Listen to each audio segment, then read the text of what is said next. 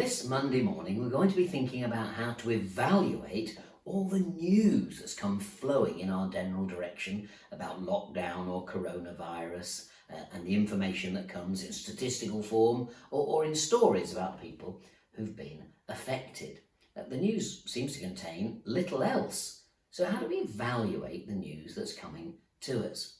And to help us do that, we're going to think of a story in John's Gospel. John chapter 4, Jesus in conversation with a woman at the well of Samaria. The disciples have cleared off, gone to look for sustenance for Jesus, and he's left on his own. It's the heat of the day. A woman turns up and they talk about water at the well. And Jesus says, well, I'm a man and you're a woman. It's not the odd situation. Why don't you go and get your husband? This is the conversation which ensues from that remark. So he told her, Jesus said to the woman, go call your husband and come back. Verse 17 continues, I have no husband, she replied.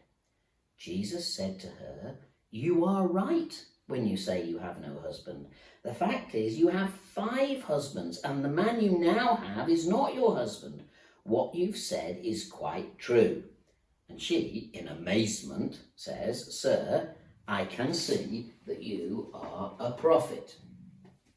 So Jesus is presented with information about a husband, and he questions it because he's not convinced it's the truth, the whole truth, and nothing but the truth.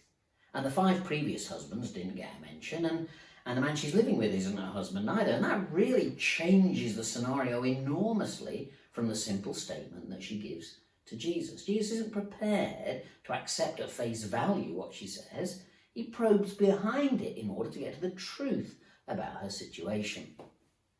But notice that Jesus deals with her lovingly and kindly. He isn't cynical or brutal, sceptical about whether she's telling him the whole truth, but loving and kind in his responses. And I think this is an example for us as we try and filter what the news is saying to us. Broadly speaking, the media is supportive of the government's strategy of lockdown and critical of its tactics and whether or not it's done testing quickly enough or provided PPE for the hospitals fast enough or those kinds of questions, but broadly in favour of the lockdown, and much of the media very opposed to ending the lockdown any earlier. In fact, they think the government's being overly hasty. How do you evaluate that if the only thing you watch is BBC or Sky News, or the only newspaper you read is The Guardian or something like that?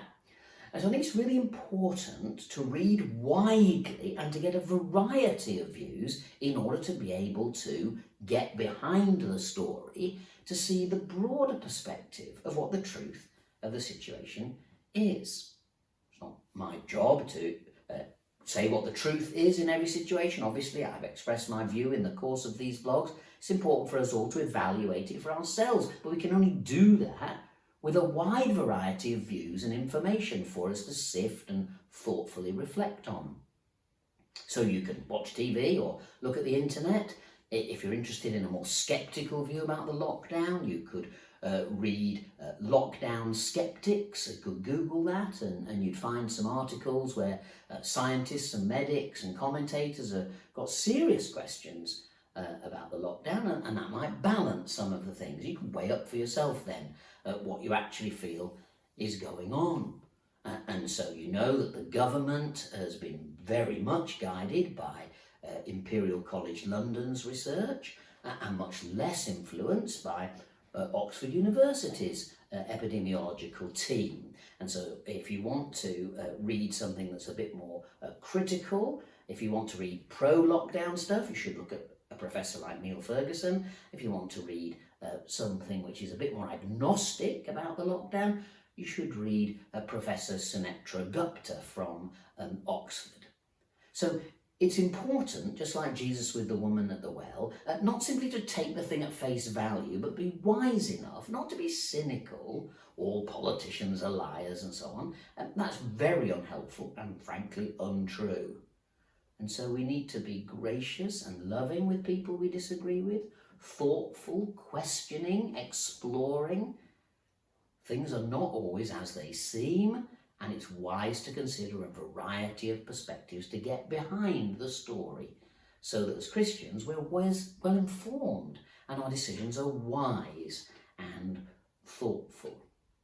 If Jesus had taken the woman at face value, he would have dealt with her in the wrong way, because he was dealing with information which was only half the truth. And we need to make our information based on one source of media, no, on more than one source of media coming into our homes. Generally speaking, people like to read a newspaper or watch a television channel which confirms what they already believe. As Christians, it's a very good idea, if we're after the truth, to read some stuff we don't necessarily agree with and to weigh it thoughtfully as we try and understand what's going on. So today, on this lockdown Monday, I pray that we'll be wise, we'll read widely, we'll think about these things, we'll talk to people with a variety of opinions, and may God give us wisdom, maybe to come to very different conclusions, that's fine, but at least to be Christians with thoughtfulness, Christians who are reflecting, and Christians who are wise.